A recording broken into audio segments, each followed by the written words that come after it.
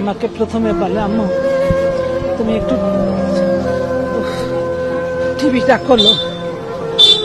করলে তুমি একটু নিউজ দেখো। আমি বলি যে বাবা কি নিউজ? বলে যে প্রশিক্ষণ বিমান বিধ্বস্ত হয়েছে, তাতে নিউজ দেখলাম বাবা।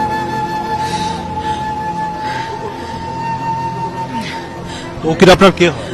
আমার দেবরের ছেলে, ও আমারও ছেলে বাবা। শুধু পেটে ধরিনি, ও আমারও সন্তান। আমি 3 মাস ওকে, আর কিছু বলতে পারছি না বাবা। স্বজনরা